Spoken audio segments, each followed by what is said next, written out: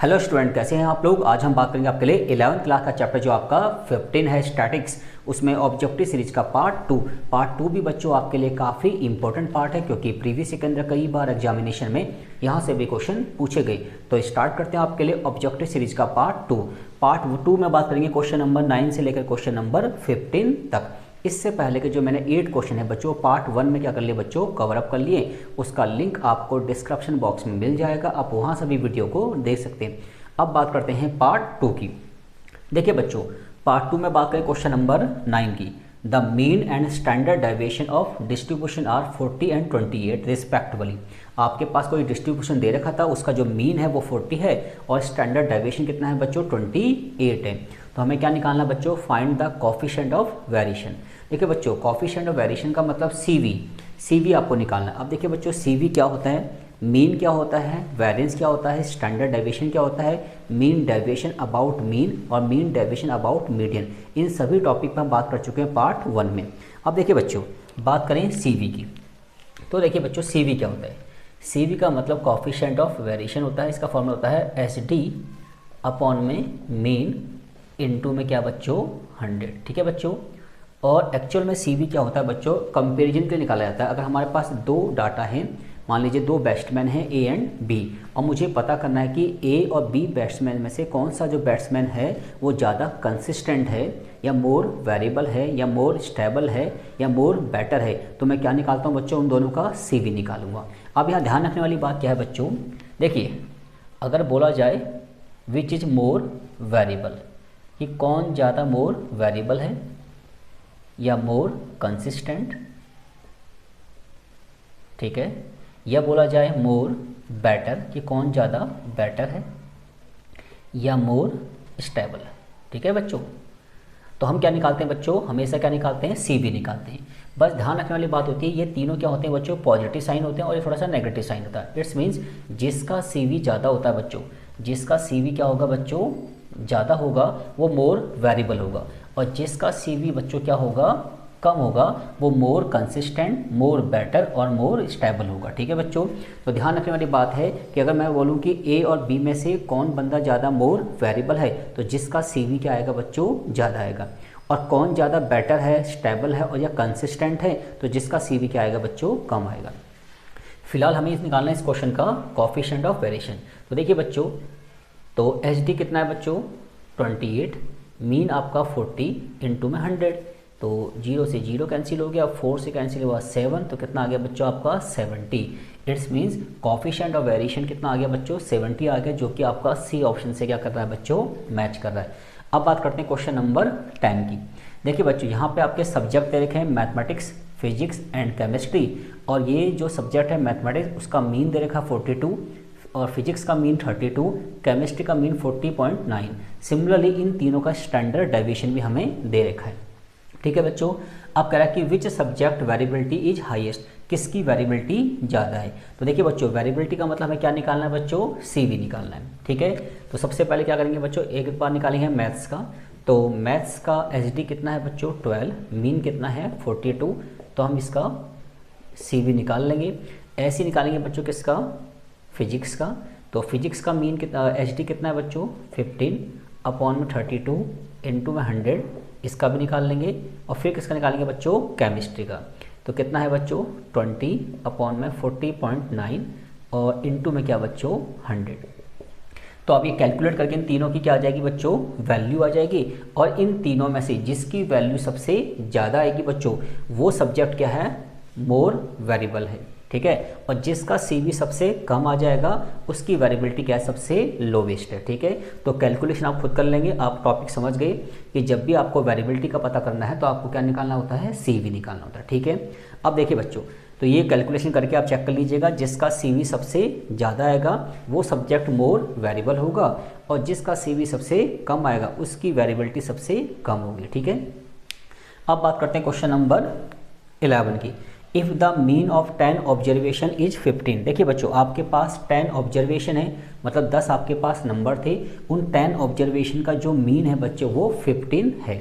अब लिखा है इफ़ वी, इसमें कितने पार्ट हैं बच्चों आपके, देखिए 4 पार्ट हैं। एक ही क्वेश्चन में मैंने 4 पार्ट क्या कर लिया बच्चों, आपके लिए कवर अप कर रहा हूँ। अब देखिए, तो मान लीजिए आपके पास कुछ ऑब्जर्वेशन है, मतलब 10 ऑब्जर्वेशन है, उनका मीन आपको 15 दे रखा है। अब वो कह रहा है कि if we add 5 to each observation, जो हमारे 10 ऑब्जर्वेशन है, अगर हर एक ऑब्जर्वेशन में मैं कितना ऐड करूँगा बच्चों, 5 ऐड करूँगा, तो न्यू मीन कितना होगा। देखिए बच्चों, इनकी प्रैक्टिकल अप्रोच भी है, बट यहाँ बात करें हम एमसीक्यू बेसिस पे, तो इनको शॉर्टकट ट्रिक से करते हैं बच्चों। तो न्यू मीन कितना आएगा बच्चों, देखिए पहले वाला मीन कितना है बच्चों, 15 है। अगर हम हर एक ऑब्जर्वेशन में 5 ऐड कर रहे हैं तो न्यू मीन भी बच्चों 5 एक्स्ट्रा हो जाएगा, इट्स मीन्स न्यू मीन हो जाएगा आपका 20। सिमिलरली अगर सेकंड पार्ट की बात करें, सब्ट्रैक्ट 6 फ्रॉम ईच ऑब्जर्वेशन, देखिए 10 नंबरों का जो मीन है वो 15 है, अगर हर एक ऑब्जर्वेशन में से हम 6 माइनस करेंगे तो न्यू मीन भी बच्चों 6 रिड्यूस हो जाएगा। इट्स मीन्स जो अब नया वाला मीन आएगा, पहले मीन कितना था बच्चों 15, उसमें से 6 क्या कर देंगे बच्चों माइनस, तो न्यू मीन कितना आएगा आपका 9 आएगा। ऐसी बात करते हैं थर्ड पार्ट की। तो पहले हमारे पास जो 10 ऑब्जर्वेशन थे उनका मीन कितना है बच्चों 15। If we multiply by 4 to each observation, अगर हम हर एक ऑब्जर्वेशन को 4 से मल्टीप्लाई करें तो न्यू मीन कितना हो जाएगा बच्चों 4 टाइम बढ़ जाएगा। पहले मीन कितना था बच्चों 15, अगर हम हर एक ऑब्जर्वेशन को 4 से मल्टीप्लाई करें तो मीन भी 4 टाइम्स बढ़ जाएगा। इट्स मीन्स 15 इंटू में 4 कितना हो जाएगा बच्चों 60। अब बात करते हैं इसके लास्ट पार्ट की। If we divide to each observation by 3, अगर हम हर एक ऑब्जर्वेशन को 3 से डिवाइड करें तो न्यू मीन कितना आएगा। तो देखिए बच्चों, ओल्ड मीन कितना था बच्चों 15 था, अब हर एक ऑब्जर्वेशन को हम 3 से डिवाइड करेंगे तो मीन को भी 3 से डिवाइड करके न्यू मीन निकल जाएगा, तो कितना आएगा बच्चों 5 आएगा। तो इस तरीके से हमने इन चारों पार्ट को शॉर्टकट तरीके से कंप्लीट कर लिया। अब बात करते हैं क्वेश्चन नंबर 12 की। If standard deviation of 20 observation is 4, वो कहता है कि 20 ऑब्जर्वेशन है, उनका जो स्टैंडर्ड डेविएशन है बच्चों वो कितना है 4 है। If we multiply by 5 to each observation, अगर हम हर एक ऑब्जर्वेशन को 5 से मल्टीप्लाई करें तो भैया न्यू स्टैंडर्ड डेविएशन कितना आ जाएगा बच्चों। ठीक है बच्चों, तो ये क्वेश्चन हम ट्रिक से करते हैं बच्चों, क्योंकि अगर इसको हम करेंगे प्रैक्टिकल अप्रोच से समय हमारा ज़्यादा लगेगा, क्योंकि एमसीक्यू में हम इनको शॉर्टकट तरीके से कर सकते हैं।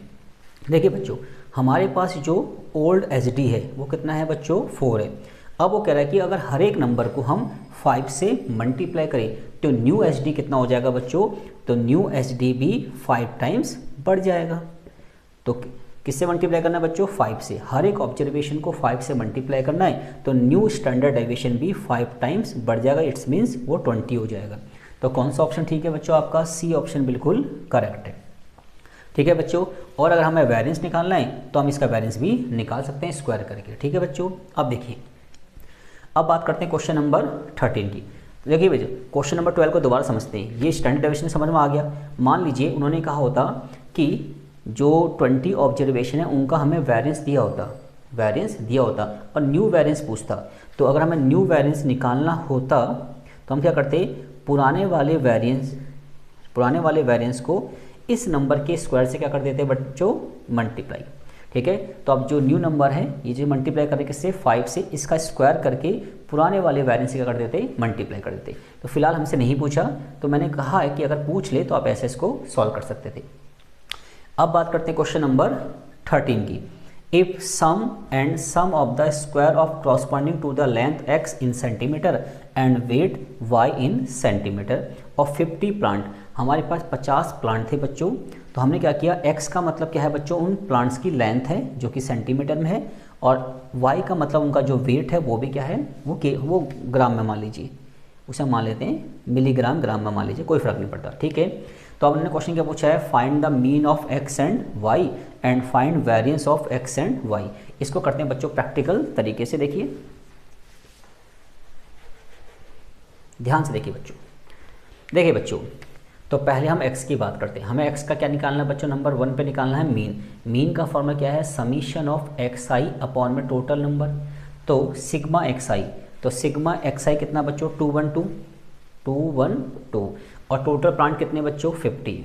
ठीक है, तो 50 से डिवाइड करेंगे, इसको कितना आएगा 4 पे तो आएगा 200, फिर ये हो जाएगा 50 1 2 जा 50 है ना जी भाई, उसके बाद 20 आएगा, फिर से आएगा 4 पे, तो 4.24 अप्रॉक्सीमेट आ गया बच्चों। ठीक है, एक बार दोबारा कैलकुलेशन कर लेना, 50 की 200 में करेंगे तो 4 टाइम्स, फिर 120 बचा, 52 जा 100, फिर 22 बचा 20, तो इतना हो जाएगा। ठीक है बच्चों, अब बात करते हैं इसका क्या निकालते हैं बच्चों, वेरिएंस। वेरिएंस का फॉर्मूला होता है बच्चों summation of sigma x square upon में एन माइनस मीन का होल स्क्वायर। ठीक है बच्चों। अब देखिए सिग्मा एक्स स्क्वायर का सम कितना है बच्चों, देखो summation of sigma x square कितना है, ये रहा 902.8 और नंबर कितने हैं बच्चों 50 और मीन कितना है बच्चों 4.24। ठीक है भाई। तो हम इसको जो कैलकुलेट करके आएंगे तो हमारा क्या निकल जाएगा बच्चों, वेरिएंस निकल जाएगा। और इन केस अगर आपको स्टैंडर्ड डेविएशन भी पूछा है तो आप क्या निकाल देंगे, इसका स्क्वायर रूट निकाल लेंगे। तो ये कैलकुलेशन आप खुद कर सकते हैं बच्चों। ऐसे ही बच्चों अगर y की बात करें तो y का मीन कैसे निकलेगा, summation of sigma y upon में n और सिग्मा y कितना है बच्चों 261 और नंबर कितने हैं 50। तो कैलकुलेशन करके क्या निकल जाएगा, इसका मीन निकल जाएगा। और अगर हमें y का वेरिएंस निकालना है तो फॉर्मूला क्या है, summation of sigma y square upon में n माइनस मीन का होल स्क्वायर। ठीक है बच्चों।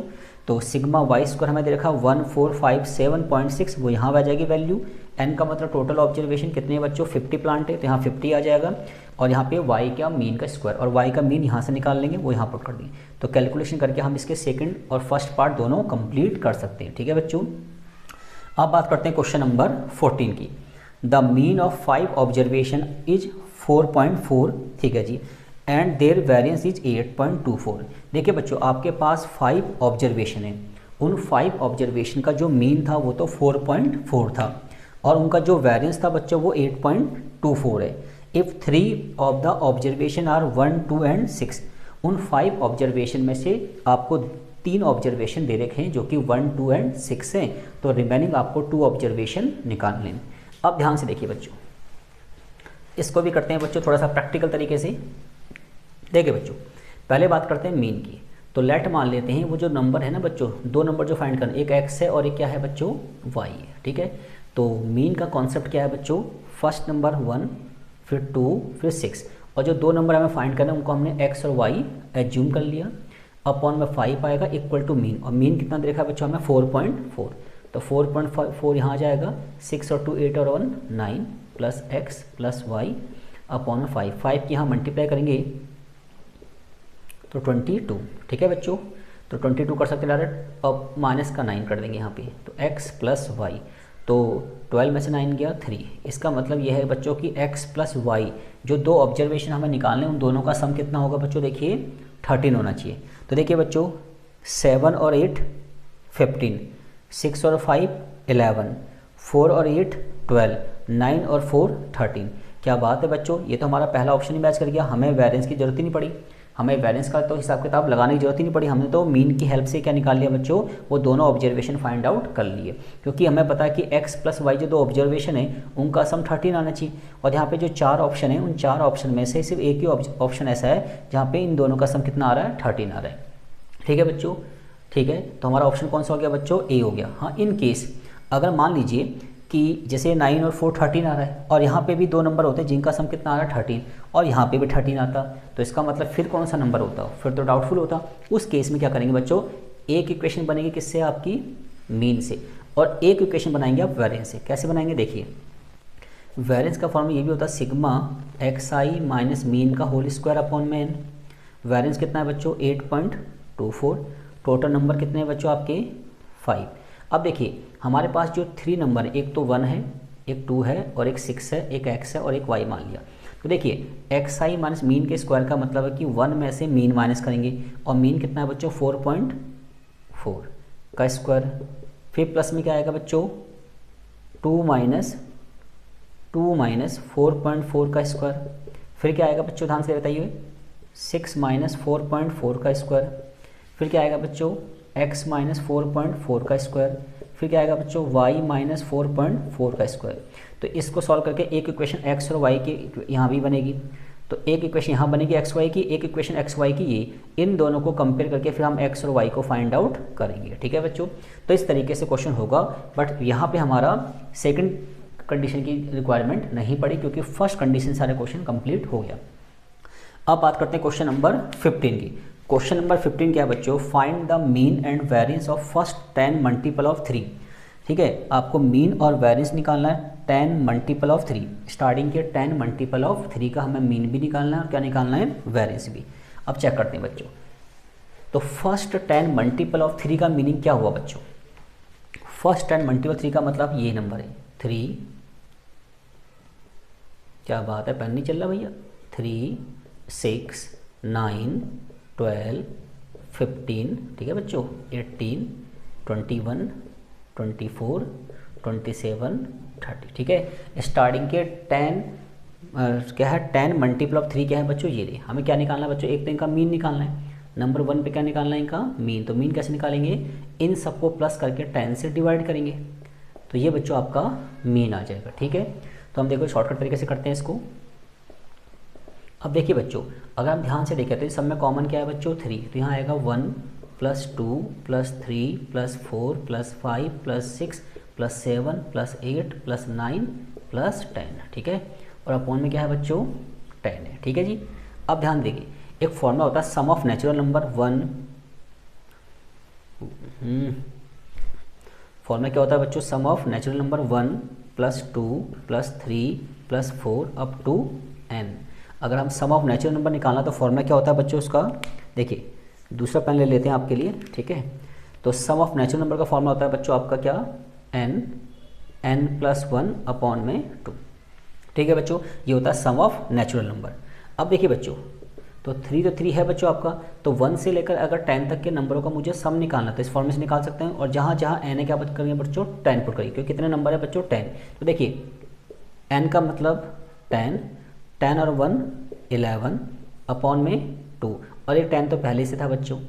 अब इसको कैलकुलेट कर लेते हैं बच्चों, 10 से 10 कैंसिल हुआ, ये हो जाएगा 33 अपॉन में 2 यानी कि 16.5। तो मीन कितना आ गया बच्चों, 16.5 आ गया। तो देखिए यहाँ भी 16.5, यहाँ भी 16.5, यहाँ भी 16.5, इसका मतलब मीन तो हमारा बिल्कुल ठीक है। अब बात करते हैं किसकी, वेरिएंस की। तो वेरिएंस को करते हैं बच्चों, ध्यान देखिए, इसका सेकंड पार्ट कर दीजिए। देखिए तो वेरिएंस का एक तरीका तो फॉर्मूला ये भी है बच्चों, variance equal to summation of sigma x² upon में n माइनस मीन का होल स्क्वायर, ठीक है, इससे भी कर सकते हैं।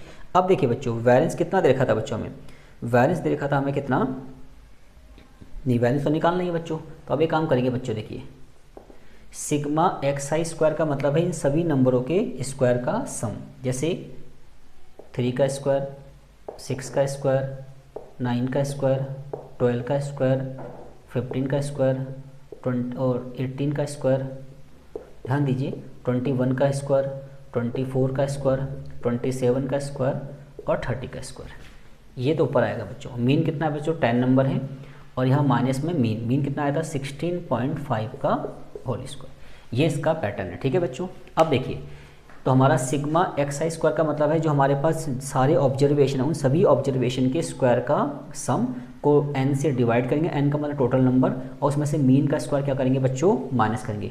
इससे क्या निकल जाएगा बच्चों, आपका वेरिएंस निकल जाएगा। अब थोड़ा ध्यान से देखिए, v तो v है बच्चों, इन सब में कॉमन क्या है बच्चों, 3 का स्क्वायर। अगर 3 का स्क्वायर कॉमन लेंगे तो बचेगा 1 का स्क्वायर, 2 का स्क्वायर, 3 का स्क्वायर और यहाँ पे 10 का स्क्वायर, अपॉन में क्या आएगा बच्चों 10, और यहाँ पे 16.5 का होल स्क्वायर। अब देखिए बच्चों, ये क्या है, 1 का स्क्वायर, 2 का स्क्वायर, 3 का स्क्वायर, लास्ट में क्या है 10 का स्क्वायर। हमें पता है कि एक फॉर्मूला होता है सम ऑफ नेचुरल नंबर का स्क्वायर का, है ना बच्चों, ठीक है। नेचुरल नंबर के स्क्वायर के सम का फॉर्मूला क्या होता है बच्चों, ध्यान से देखिए, ये होता है आपका n + 1 2n + 1 अपॉन में क्या बच्चों 6, ठीक है बच्चों।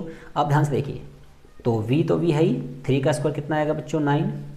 अब ये 1 का स्क्वायर, 2 का स्क्वायर, 3 का, एक तरीका ये है कि इन सबके स्क्वायर का सम करें, या फिर डायरेक्ट इसको हम करें इस फॉर्मूले से। तो n का मतलब 1 से लेकर 10 तक कितने नंबर है, 10, तो यहाँ पर 10 आएगा, 10 और 1 कितना आ गया 11, और 10 to 20 और 1 21, ठीक है बच्चों, अपॉन में कितना है 10, और ये 6 भी यहाँ जाएगा, और माइनस में 16.5 का स्क्वायर।